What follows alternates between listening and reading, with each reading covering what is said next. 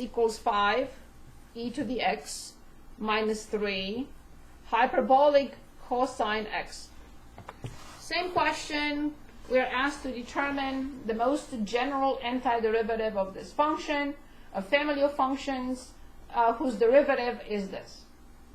Because the notation is f of x, we will find uppercase f. What function prime is e to the x? That's the nicest function possible.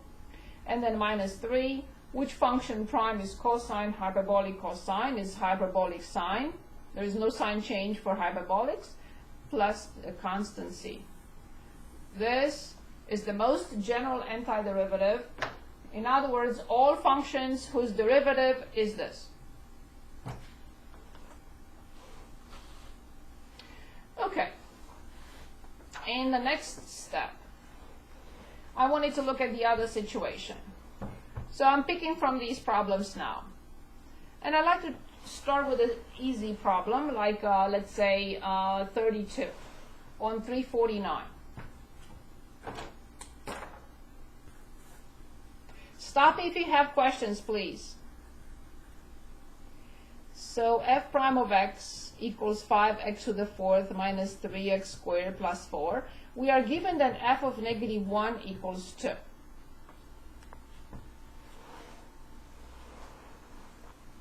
This book is in the way. Anywhere I put it, it's just... I'm going to put it on the floor. Okay, so in this particular situation, we are asked to determine the antiderivative, whose derivative is this, and that fulfills the given condition. Why do you think this condition is given to us? This condition to find c. To find c, exactly. Perfect. So since the function is denoted by f prime, we are looking for f of x. So we have 5, I increase the power by 1 and I divide by the same number, minus 3, I increase the power by 1 and I divide by the same number, plus, which function prime is 4? That must be 4x plus a constant c. I will clean it up, of course. So f of x equals x to the fifth minus x cubed plus 4x and plus c. And now we are told now that f of negative 1 equals 2. So when I plug in negative 1, this is negative 1, but this is positive 1, and this is negative 4 plus c equals 2. These two go away, therefore c is 6. Yes, I have to go back and plug it in. Of course, here, I simplified it. So f of x is x to the fifth minus x cubed plus 4x plus 6. This is the antiderivative of this function, and it's the only one, because it's the only function that will fulfill the given condition, the initial condition.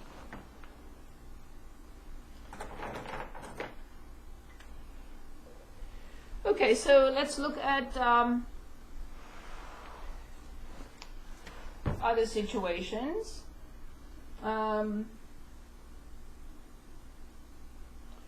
Yes, so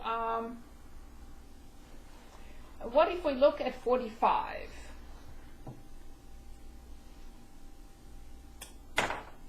And 45, same page, we have the second derivative is 2 plus cosine x.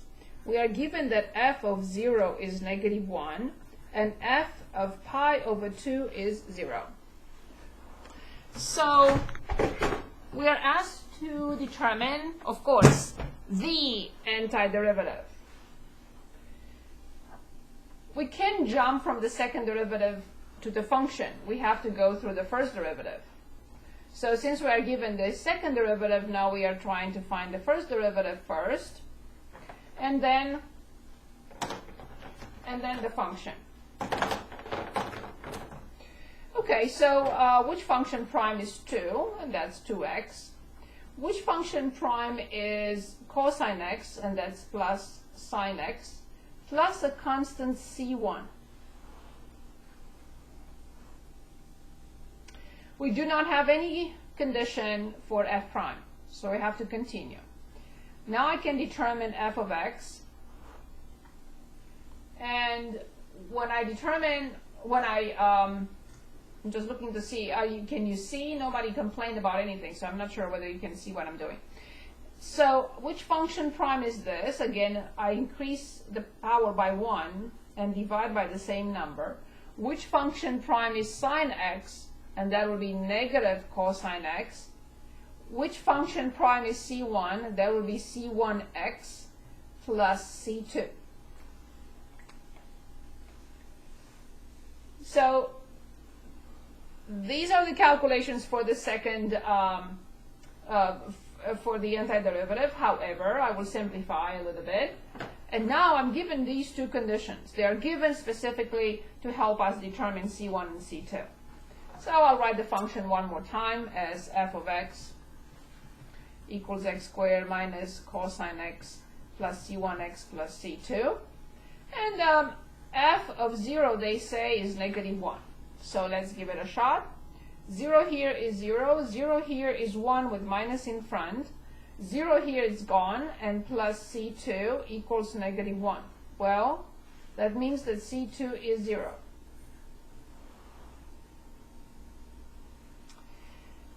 We also have a second condition, f of pi over 2, they say, is 0. Okay. So this is 0, but I have to plug in pi over 2 here, so I have pi squared over 4. Cosine pi over 2 is 0, and then plus c1 times pi over 2. So pi over 2 c1, and they say this is 0. I will move this to the other side and get negative pi squared over 4. I will simplify, or just write this. Pi squared over 4 times I have to multiply by 2 over pi. I'll simplify, and I get that c1 equals negative pi over 2. Yes, I have to put it back in the function. So the unique function that fulfills all given conditions is this. This is not a family of functions, it's just a unique function that has the given properties. It has the second derivative is given to us, and it fulfills the two given conditions. F of 0 is negative 1, f of pi over 2 is 0.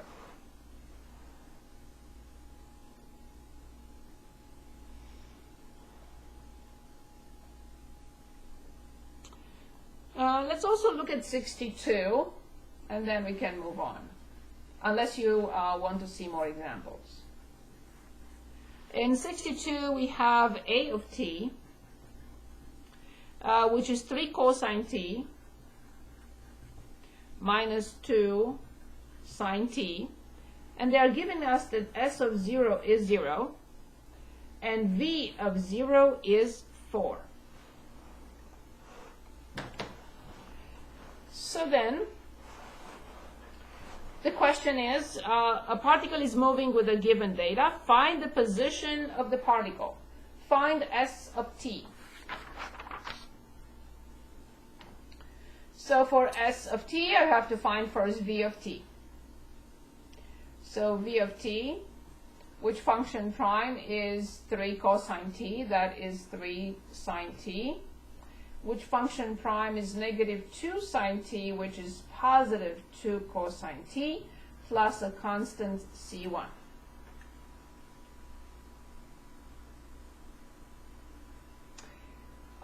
In this situation, I am given a condition for the velocity. So I have to use it right here, right now. So they say v of 0 is 4. So when I plug in 0, this is gone. When I plug in 0, this is 1. So 2 plus c1 equals 4, which means c1 equals 2. Therefore, the velocity function, completely determined, no secrets at all, is this. Now I can continue with the distance function. Any questions? Okay, so which function prime is 3 sine t? That is negative 3 cosine t. Which function prime is 2 cosine t? Positive 2 sine t plus. Which function prime is 2? That must be 2t plus c2. We have a condition that says s of 0 is 0. So when I plug in 0 here, I get 1 times negative 3. When I plug in 0 here is 0. When I plug in 0 here, I get 0 plus c2 equals 0, which makes c2 equals 3. So the fully determined, the unique function that complies with all the given conditions is this. Again, this is not a family of functions. This is not the most general antiderivative. It's a specific, unique, just one function. I'm sorry, I have a quick question. Please. For your s of t and it's s of 0, shouldn't it be, shouldn't 2 sine of 0 be 2? Sine 0 is 0, and 0 times 2 is 0. I thought sine 0 was 1. But let's take a look. A very good question. Let's refresh our memory on this. On this axis, we measure cosine. On this axis, we measure sine. So therefore, sine here is 1, and sine here is negative 1. Cosine here, cosine is 1, and cosine here is negative 1. Where cosine is 1, sine is 0. Where sine is 1, cosine is 0. So sine 0 is 0. Cosine 0 is 1. Got it, mix it up. Better? Yep. Yes, so that's why we say pi over 2 is pi over 2 and 3 pi over 2 are with sine, positive 1, negative 1. And with cosine, 0 and pi. 0, 1, pi, negative 1. How do we remember this? By picturing the central angle. So for this angle, this piece, it's its cosine. And this piece, it's its corresponding sine. That's why sine is measured as the height of the point, and cosine is measured the position, as the position of the point. So if this is the point, this piece is the height, which is sine, it's the opposite leg, and this piece is the adjacent, because it's the adjacent leg, and this would be corresponding to x. So all points on the unit circle are not sine comma cosine, but cosine comma sine of this alpha angle. Is this better? Yeah, I have mixed them up in my mind. That's okay. That's why, yes, that's why it's good to clarify it. Now, is it better? Always remember, on cosine is on the x-axis and sine is on the y. Yep. Because sine is the opposite, and this leg is the adjacent for cosine. Good. Perfect. Okay. So we can find other problems later. I would like to start, let's see where I'm with the time, 14 minutes. I'd like to start chapter 5. Do you think there is a need for more examples or anything else before we start chapter 5? I'll be more than happy to go back to anything.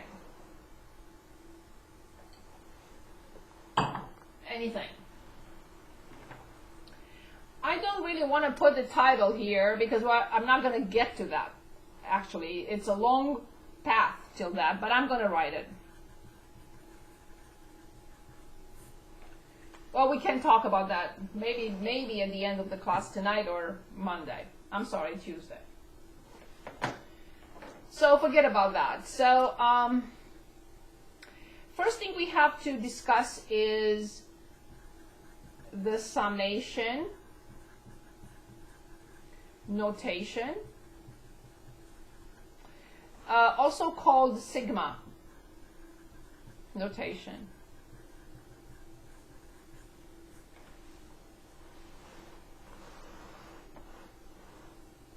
Okay, so let's suppose we want to add these numbers. 1 squared to 2 squared to 3 squared, dot, dot, dot, 20 squared. So this is telling us that when, like a position 1, for position 1, I have 1 squared. For the second, it doesn't have to be 2. It just happens that I chose this. But second position, it's 2 squared. The third position, and this is the 20th position. So basically, I'm adding the squares of 20 numbers, and we would like to have an elegant way, condensed way to write this.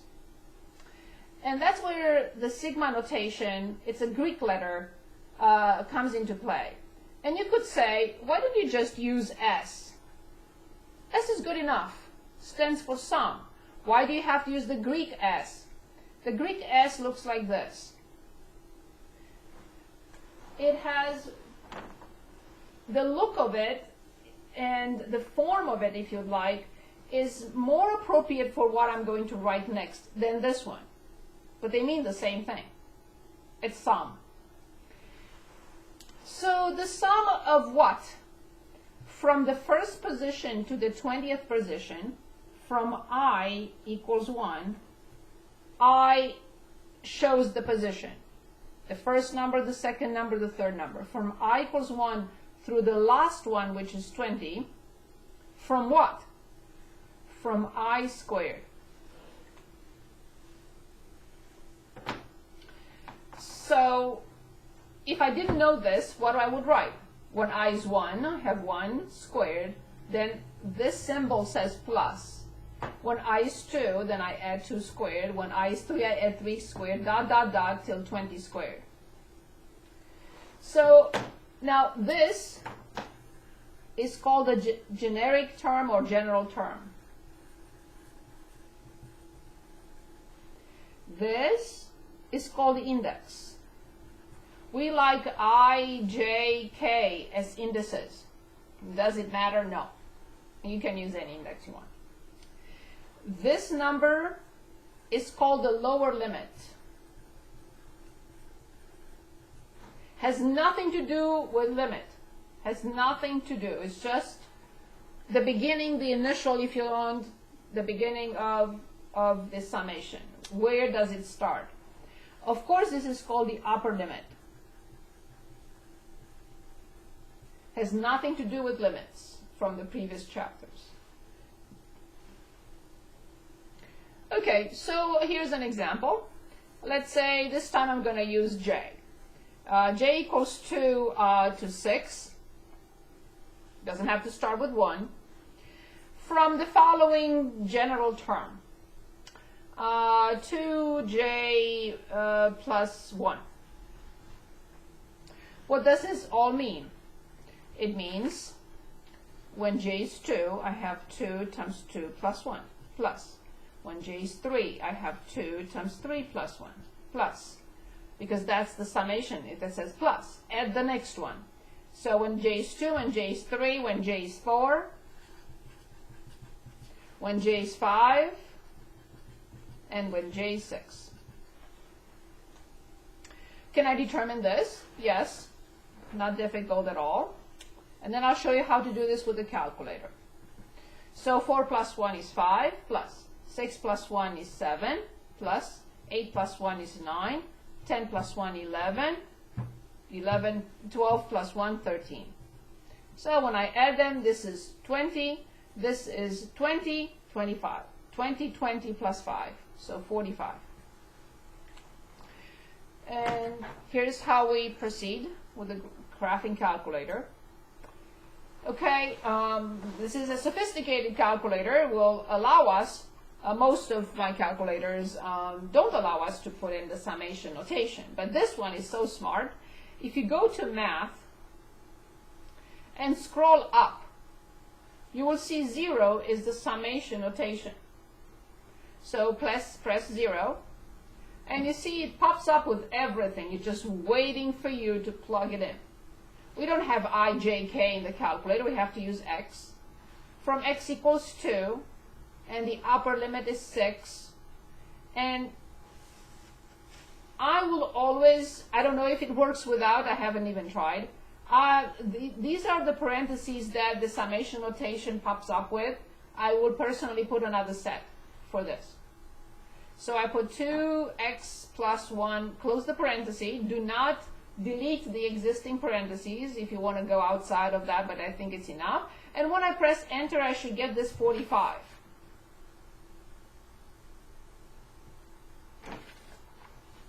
So, as I said, all my previous calculators did not have this feature. So that's how we calculate any summation notation within the limits of the calculator. Be careful, because you cannot do just everything. Okay. Of course, once the notation was invented, properties followed.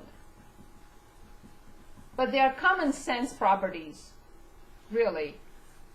So the sum, let's say from I equals 1 through n, from AI plus BI, what do you think this will equal to? Well, of course, just imagine, this is not any limit. I just want to refresh your memory that this is going on for almost everything. The limit of a function plus another function is the limit of a function plus the limit of the other. This is not the limit, but this is the same type of property. AI plus BI from I equals 1 through n, from I equals 1 through n.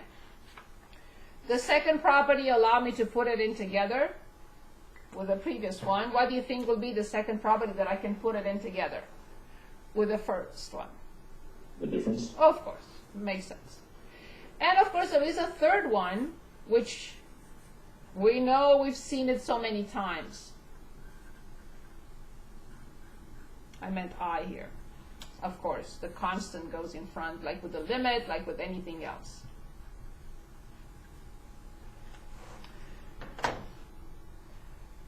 So on the previous example, I could have prepared this in another way, or calculated. So j equals 2 to 6 from 2j plus 1. I just want to show you how we apply these properties. So of course, I have the sum of 2j plus the sum of 1, which will be 2, the sum of j, plus the sum of 1. All of them from j equals 2 to 6. From j equals 2 to 6. From j equals 2 to 6, of course. And I could have determined them in this way. So this would have been 2 plus 3 plus 4 plus 5 plus 6. And this one would have been 1 plus 1 plus 1 plus 1 6 times. So this would have been 6. And then 2 times what I get here and plus 6.